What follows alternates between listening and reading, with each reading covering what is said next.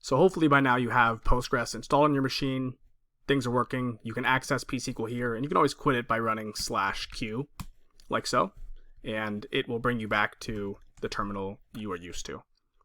Again, if you're having trouble, if you're on a Mac, following these instructions for Homebrew I've found to be pretty useful. Brew install PostgreSQL, or install a specific version of PostgreSQL, and then say brew services start PostgreSQL works really well. And if you're in Postgres.app, all you have to do is install Postgres.app, drag it into your applications directory like it tells you here, and then click initialize, and it should work for the most part. There's a little bit of configuration you have to do here, but the rest of it just seems to work in my experience. And if you're on Windows, once again, just follow the installation wizard, which can be, or the interactive installer, which can be found by going to postgresql.org/download/windows. So hopefully you have all that handled. If you don't, again, stop now, make sure that's done before you move on, because we're going to get into some application stuff and it's going to be hard to stop in the middle of that and get that going again. So the first thing we're going to do is we're actually going to set up an API that we'll use to interact with Postgres. And of course, we're going to build out the skeleton API standard structure with a user model and some auth routes, and then we'll integrate Postgres when we need to start connecting things together. But first, we have to actually create a new directory to host our app. And what we're going to be building here is a wedding registration, or RSVP, service. So our friend is getting married, and they say, hey, we'd love to have a system that allows people to RSVP, and we need a way to store users who have RSVP'd and know their status, let them check their status, and find out the number of guests they're bringing to our wedding. So to do that, we're going to need an API that'll interface with Postgres and allow them to log in and sign up. So we're going to create a new directory here. Micdir, we'll call this wedding-registration. And then I'm going to cd into wedding registration. And I'm going to touch a few files. We're probably going to need, let's say, well, first actually, let's initialize an npm directory. So we'll say an npm project, npm init-y. We'll just say I'll take all of the defaults here. And in this package.json file, we have our standard stuff. We're going to need some dependencies in there in a second, but let's add a few more files first really quickly. Let's say touch readme.md. So we have a readme for this file, or for this project. Server.js and .gitignore.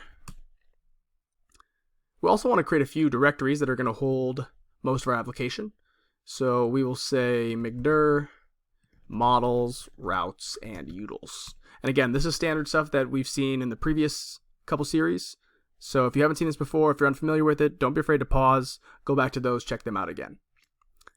The next thing we're going to do is we're going to go into our gitignore file and add node modules to that, so that it ignores, so that Git does not version control any of the dependencies we install for this project.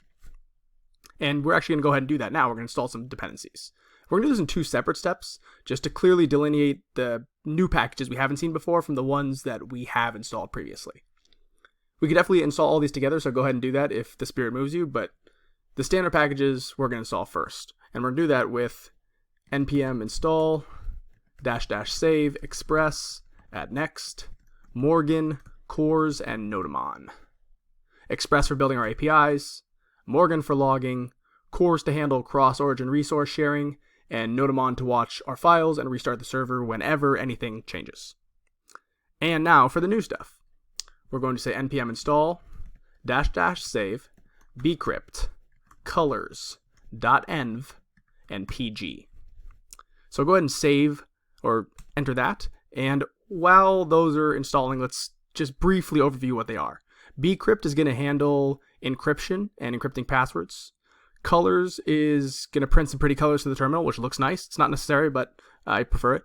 .env is going to allow us to create a .env file to store sensitive environment variables.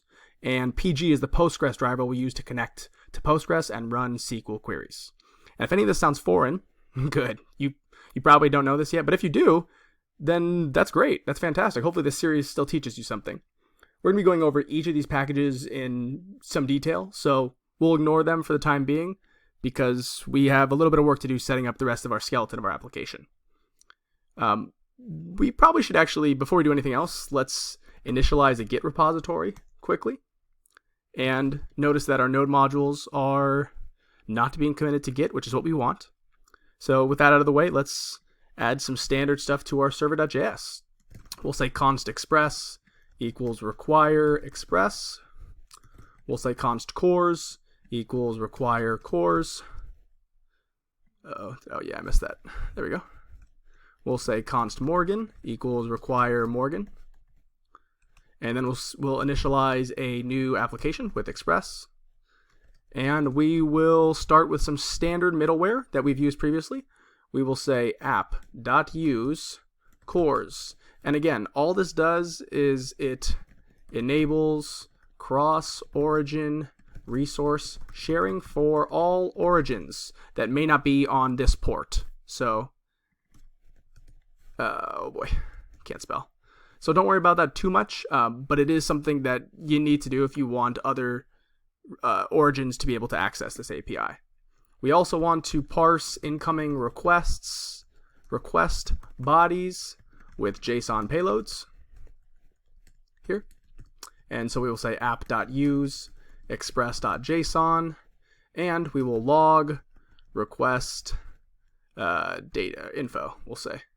So we'll say app.use Morgan tiny. And then we will create a variable for port. Say const port. Oh, I forgot keep doing that.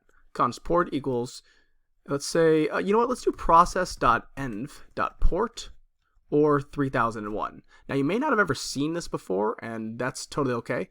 It's this new interesting thing. It's how we use environment variables in Node, which we'll be talking about in a bit, but just to show you really quickly.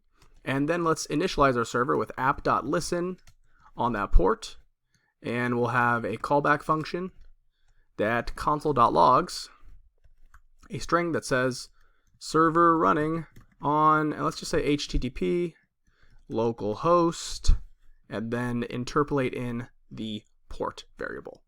And then let's add a nice little rocket ship here because I like to, because it looks cool in the terminal. Sweet little emoji, and we will save this. And then let's also go into our package.json and create a start script here. So we'll say start, and we will use nodemon server.js so that it watches all of our files for any changes to our files, and if anything changes, it'll restart our server. And just to make sure things are working, let's start the server with npm start. Okay, everything looks good, and with that, let's keep building this app in the next part.